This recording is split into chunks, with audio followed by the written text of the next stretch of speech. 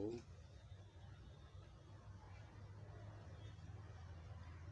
la nécessité et l'importance de comprendre la réincarnation.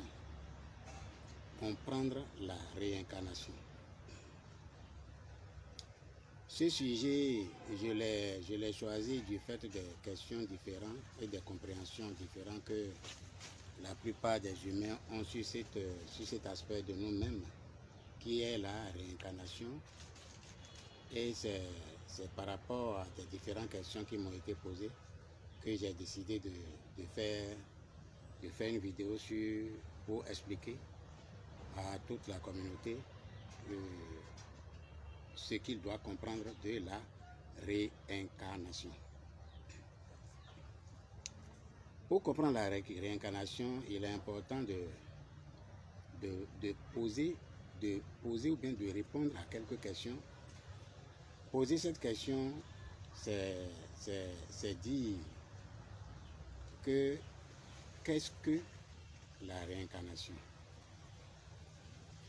Est-ce que la réincarnation sert à continuer les actions qui sont menées dans la vie passée? Est-ce que la réincarnation est obligée à tous les êtres humains? Voilà les questions que je vais aborder dans cette vidéo qui va permettre d'éclaircir toute la communauté et tout le monde d'ailleurs. Tout ce que je vais dire ici ne fait pas partie de l'expérience de la majorité. Donc, tout ce que la majorité a à faire, c'est de me croire ou de ne pas me croire. De toutes les façons, que vous me croyez ou que vous ne me croyez pas, ne vous fait pas avancer. Tout ce qui va vous faire avancer, c'est de pouvoir faire le travail que j'ai toujours enseigné, que j'ai toujours indiqué, que je vous ai toujours invité à faire, pour que vous-même arriviez à toucher la vérité. Toucher la vérité, peut-être c'est difficile, mais toucher la vérité, c'est accéder au plus haut niveau de l'énergie. Et quand vous accédez au plus haut niveau de l'énergie, les vérités se révèlent à vous. Et c'est en ça que je vous invite. Ce que je dis, si c'est une vérité ou ce n'est pas une vérité, ce n'est pas important. Mais ce que vous allez faire à travers ce que je vais dire maintenant, c'est de faire en sorte que vous accédez. Vous accédez à un niveau qui vous permettra de dire non, ce que Maître Tata a dit entre-temps, c'était vrai. Donc par rapport à ça, je vous invite à devenir simplement spirituel. Donc je vais aller sur la question, qu'est-ce que la réincarnation? La réincarnation est,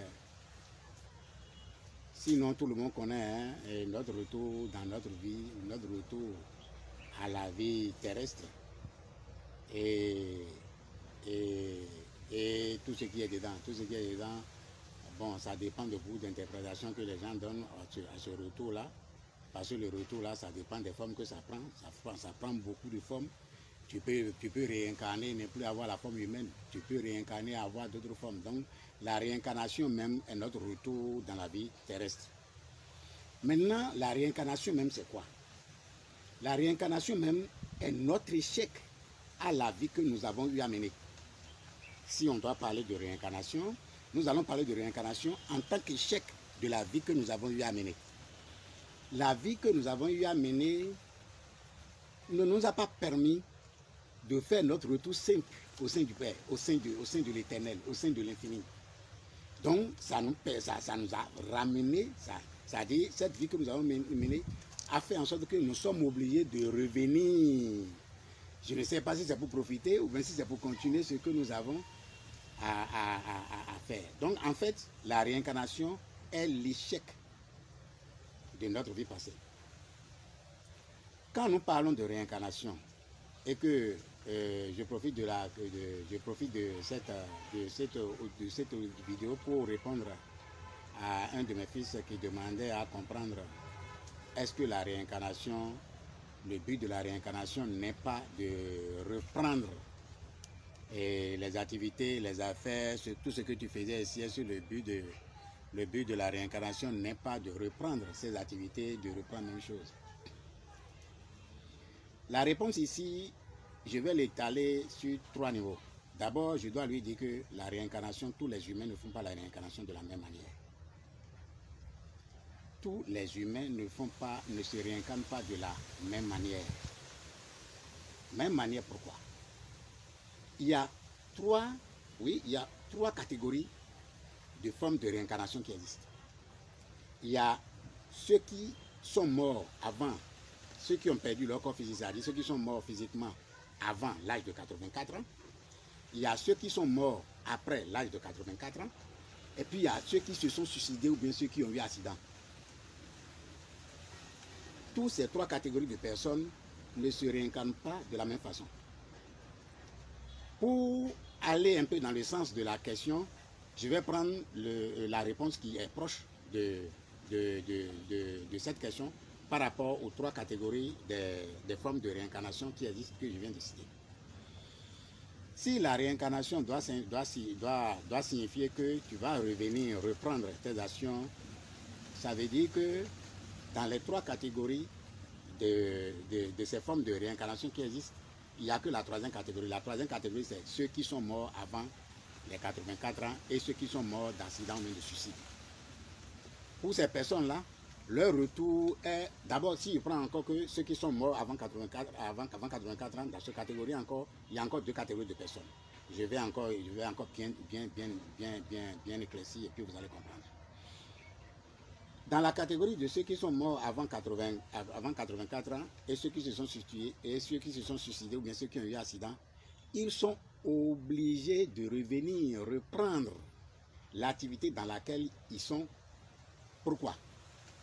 Parce que tout simplement, en perdant notre corps, c'est-à-dire au moment de la mort, quand nous perdons notre corps physique, il ne reste que notre mental et notre énergie.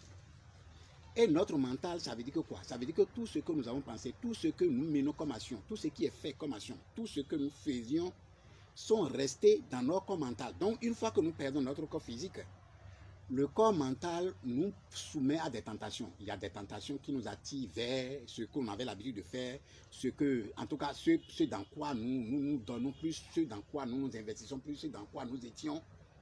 Bon ou mauvais, on ne va pas juger ça d'abord. Ce qui est sûr, à la perte du corps physique, eh bien, l'énergie libère le mental de sorte que les pensées, c'est-à-dire les pensées que tu as eues, les actions que tu menais, tout ça là, font comme des tendances qui t'attirent dans une zone où tu dois rester pour pouvoir faire exactement ce que tu faisais. Est-ce que vous voyez? Donc c'est pour expliquer, c'est pour dire à ceux qui se suicident ou bien ceux qui sont morts d'accident quelconque, que c'est comme ça ils reviennent. Et quand ils reviennent, comment ça se passe? D'abord, ils vont d'abord trouver le ventre, c'est-à-dire le ventre de la personne par qui il doit venir, c'est ce que je veux dire. Une fois qu'ils sont là, il doit rester encore, il doit naître et faire au moins 7 ans dans la vie avant que cette tendance-là ne se décline même dans leur forme physique. Est-ce que vous voyez? Ça veut dire que quoi? Ce que tu menais, les activités que tu avais, les actions que tu faisais, tu as perdu le fil pour tout au moins 8 ans. Tout au moins 8 ans. Ça, c'est pour les personnes qui se sont suicidées, des personnes qui ont eu accident, ou bien des personnes qui sont mortes avant leur âge de 84 ans. J'ai dit qu'au niveau des personnes qui sont mortes à l'âge de 84 ans, il y a 2 catégories. La première catégorie est cette personne qu'avant ses 84 ans, il s'est vu épuisé au point où l'énergie minimum, c'est-à-dire il s'est vidé. Il s'est vidé avant de mourir, c'est-à-dire il s'est énergétiquement vidé avant de mourir. Pour ces personnes qui énergétiquement sont vidées avant de mourir, ils vont revenir, mais pas plus vite, pas si vite comme les gens de 3e catégorie que j'avais dit, ceux qui se suicident ou bien ceux qui sont accidentés. Non. Donc, pour leur retour, il leur faut environ à peu près. Je dis à peu près, pourquoi? Parce que dans le plan énergétique, le temps, le monde matériel, c'est le temps, c'est dans le monde matériel qu'il y a le temps. Sinon, dans le plan énergétique, dans le monde invisible, dans le subtil, le temps n'existe pas. Donc, quand ces personnes qui ont perdu totalement leur énergie, qui se sont vidées à un certain niveau de leur énergie avant de quitter la Terre, il leur faut en moyenne, si on doit comparer, à peu près 100 ans. Si 100 ans, c'est-à-dire du moment où tu as perdu ton corps et à ton retour parmi les hommes, il y a eu 100 ans. S'il y a eu 100 ans, ce que tu faisais avant de mourir, ou les actions dans lesquelles tu avais mourir avant de mourir, ou tout ce que tu faisais avant de mourir, est-ce que de 100 ans à aujourd'hui que tu es revenu sur la terre et resté au minimum 7 ans avant de reprendre tes activités, est-ce que ces 7 ans-là, les réalités de ce moment-là, sont encore d'actualité? Donc, c'est pour vous dire que la réincarnation sur tous les plans, en fait, c'est un échec. Est-ce que vous voyez? La deuxième catégorie de ces personnes, des personnes qui sont mortes avant 84 ans, c'est ceux qui n'ont pas puisé leur énergie avant de mourir. Toute leur énergie n'est pas épuisée avant de mourir. Ces personnes-là, eux, durent encore beaucoup plus que ceux qui, par la maladie ou bien par des circonstances, ils ont perdu leur énergie totale avant de mourir. Donc voilà les trois catégories, les deux premières catégories que j'ai citées. J'ai cité ceux qui sont morts de suicide ou bien ceux qui sont morts d'accident. Et puis j'ai cité aussi ceux qui sont morts avant l'âge de 84 ans. 84 ans, pourquoi je mets 84 ans et je mets l'accent sur 84 ans de mourir avant ou après 84 ans? Celui qui meurt après 84 ans, il a toutes les chances de n'y plus revenir. Pourquoi? Parce que son lien karmique avec la matière, à partir de 84 à 85 ans, sont rompus. Maintenant, je vais vous expliquer en quoi est lié les 84 ans. Les 84 ans sont liés au cycle lunaire, c'est-à-dire cycle lunaire 1008 fois. On sait que le cycle lunaire est de 28 jours. Donc, celui qui a vécu pendant 1008 cycles lunaires, qui fait à peu près 84 ans, a, par cette occasion même, vécu 7 cycles solaires. Cette personne qui a vécu 1008 cycles lunaires a par la même occasion vécu 7 cycles solaires. 7 cycles solaires veut dire quoi? 7 cycles solaires, ça veut dire qu'un cycle solaire, ça fait entre 12 ans et 12 ans et demi. Entre 12 ans et 12 ans et demi. Est-ce que vous voyez? Donc, celui qui a eu à faire 1008 cycles lunaires et 7 cycles solaires, le niveau de l'énergie dans son corps atteint un certain niveau de maturité que même si cette personne n'a eu aucune conscience de pratique spirituelle, même s'il n'a rien pratiqué, la maturité énergétique que l'énergie qui est dans son corps a atteint peut lui permettre, sinon lui permet de rompre son lien avec la matière. Et quand il rompt son lien avec la matière, qu'est-ce qui se passe? Il lui est très difficile de trouver un ventre qui va accepter de le porter. Pour vous situer un peu dans ce que je dis, c'est quoi? Vous allez voir que même si vous avez des grands-parents, quel qu'en soit leur mode de vie, qu'ils soient grincheux, colériques ou bien méchants de quelque façon que ce soit, à partir de 84 à 85 ans, vous allez observer un changement dans le niveau. Vous allez observer une forme de joie, une forme de plaisir, une forme de joie de vivre en eux. Une manifestation d'amour en eux. Tout simplement pourquoi? Parce que leur lien karmique avec la terre, avec la matière, s'est relâché. Donc, la terre ne les conditionne plus à avoir certains comportements, certaines façons d'être qui répondaient spécifiquement à leur karma. Donc, c'est pour ça que après 84 ans, celui-là, l'être humain là, cette personne-là, a atteint une liberté karmique qui le libère en réalité. Est-ce que vous voyez un peu? Donc, c'est ce que je vais expliquer d'abord au niveau de la réincarnation. Donc, la réincarnation, à proprement parler, est un échec de notre vie que nous avons eu à mener.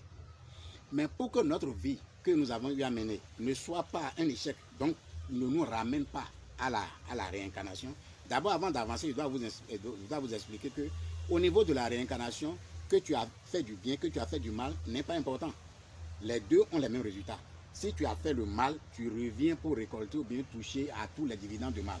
Si tu as fait le bien, tu reviens pour toucher, pour goûter à tous les dividendes du bien. Donc, au niveau du bien et du mal, la réincarnation a un tableau accuseur zéro. Est-ce que vous voyez un peu? Donc, au niveau de la réincarnation, que j'ai dit que la réincarnation ne trie pas si tu as bien fait, si tu as mal fait. Non, non, non, non, non, non. Tu reviens profiter de ce qui est là. Est-ce que vous voyez un peu? Donc, la réincarnation dans son aspect, en réalité, comme je vous ai dit que c'est l'échec de notre vie que nous avons eu à mener. Mais pour que cette vie, que la vie que nous menons ne soit pas un échec, qu'est-ce qu'il nous faut faire? Ce qu'il nous faut faire, apparemment paraît difficile, mais totalement simple. Et ça échappe à la majorité.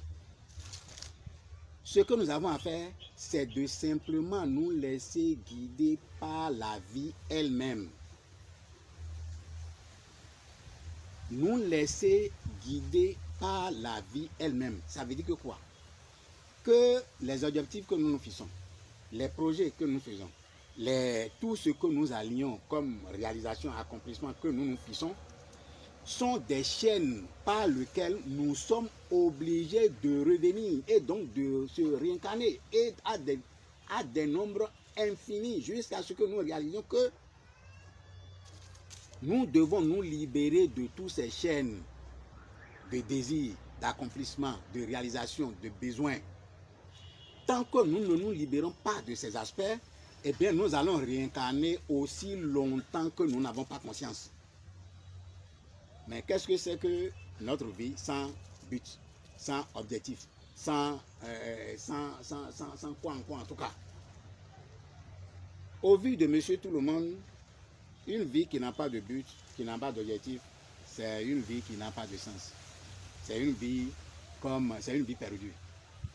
En réalité, c'est une vie perdue pour les personnes qui n'ont jamais questionné leur dimension spirituelle. Mais pour les personnes qui ont accédé à un certain aspect de leur dimension spirituelle, eh bien, ils se libèrent au point où c'est la vie qui les guide. Je pense bien que il y a un verset de la Bible, un verset là qui disait cherchez le royaume des cieux et tout vous sera donné. Le royaume des cieux, c'est quand tu te laisses guider par la vie elle-même. Quand tu te libères, quand tu te relâches, quand tu n'es plus attaché à rien. C'est ça. C'est ça le royaume des cieux. Le royaume des cieux, c'est quand tu arrives même à ne plus être attaché à tous ces liens-là qui te feront recommencer au nombre de fois, plusieurs fois. Maintenant, pour avancer et se laisser guider par la vie elle-même, la seule et une chose que nous avons fait, c'est de faire en sorte que nous devenons spirituels. Il n'y a que là, il n'y a que là. Il n'y a que le fait que nous prenons notre dimension spirituelle, nous avançons sur notre chemin spirituel, nous faisons ce qui est nécessaire pour nous, pour avancer spirituellement, qui nous prédispose à se libérer de tous les attachements, à se libérer de tous les conflits internes, à se libérer de tous les conflits externes, à se libérer de tout, et d'être disposé à la grâce qui vous met dans ce paradis que j'appelle le paradis des êtres libérés. Est-ce que vous voyez? La plupart des spirituels, sinon les enseignements spirituels, que je remercie par cette voie aussi, beaucoup indiquent de faire ce qu'on appelle le relâchement. Le relâchement est un mot tellement grand que si vous comprenez véritablement le sens du mot relâchement, vous allez comprendre que le paradis que les gens disent là, il n'y a que dans le relâchement qu'on a ce paradis. Parce que quand tu te relâches, ça veut dire que quoi? Que tu te laisses conduire par la vie elle-même. Et comme la vie elle-même est plus intelligente que toi, connaît plus que toi, la vie elle-même dans son essence, est tout ce que tu es. Si tu te laisses guider par la vie, eh bien, tu es à l'abri de tout ce dont tu peux être à l'abri. Et tu peux être soumis à tout ce dont tu peux être soumis. Mais l'essentiel est que tu te laisses guider par la vie elle-même. Donc, pour conclure, je dois dire que la réincarnation est un échec de la vie que nous avons eu à mener. Et pour ne pas faire cet échec qui n'a rien à voir avec l'échec de la classe, de l'école, où tu peux reprendre les mêmes matières, alors là, j'invite tous les humains, toute la communauté humaine, toute l'humanité à retrouver leur voie spirituelle, à évoluer spirituellement, à prendre leur chemin spirituel. Le problème au niveau de la prise de chemin spirituel est que ceux qui se disent spirituels et qui veulent censé guider les gens, en réalité ne le sont nulle part. Quand tu prends les religieux, ils se disent spirituels. Quand tu prends les ritualistes, ils se disent spirituels. Quand tu prends les adorateurs de quoi là, ils se disent spirituels. Le spirituel, c'est quelqu'un qui connaît qui tu es en tant qu'homme et qui t'apporte sur ton plan physique, et t'apporte sur ton plan émotionnel, et t'apporte sur ton plan énergétique. Voilà le spirituel. Sans ça, tout le reste là, ce n'est que pour amuser la galerie. Et je vous remercie.